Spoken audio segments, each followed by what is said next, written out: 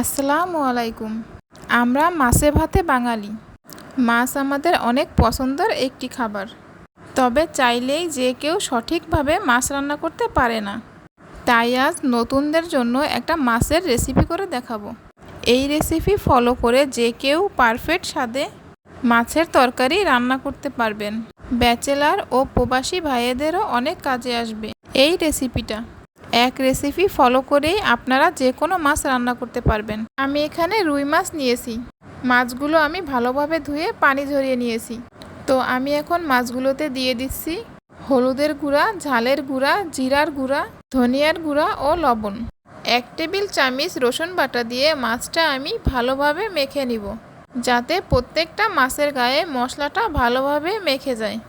এবার একটি কড়াইতে আমি 1/2 কাপ পরিমাণ তেল দিয়ে ভালোভাবে গরম করে নিব।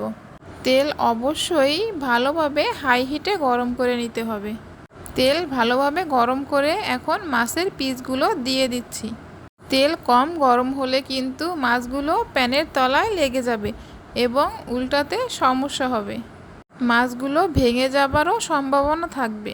আর আপনারা দেখতেই পারছেন আমি তেলটা কতটা গরম করেছি। আমার মাছগুলি দুপাটি সুন্দর করে লাল লাল করে ভাজা হয়ে গেছে। এই পর্যায়ে মাছগুলো উঠিয়ে নেব। এখন একই তেলে আমি 1 কাপ পরিমাণ পেঁয়াজ দিয়ে একটু নরম হওয়া পর্যন্ত ভেজে নিব।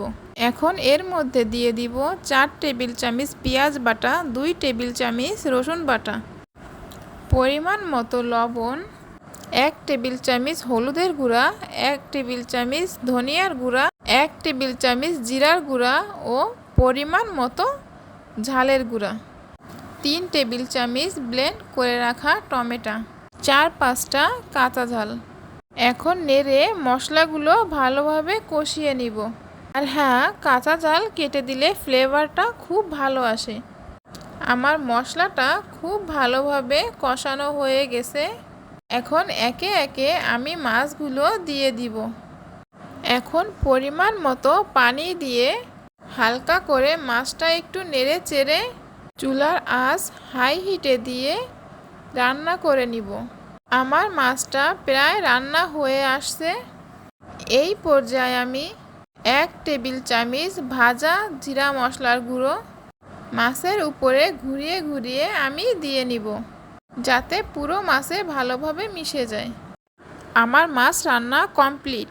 চলুন এবার আপনাদের পরিবেশন করে দেখাই। দেখেছেন কত আকর্ষণীয় হয়েছে রান্নাটা। এই প্রসেসে আপনারা যে কোনো মাছ রান্না করতে পারবেন। কথা দিচ্ছি রান্নাটা অসাধারণ হবে। কোনো প্রশ্ন থাকলে কমেন্ট করে জানাবেন, আমি রিপ্লাই দিব। আজ এই পর্যন্তই। আল্লাহ হাফেজ।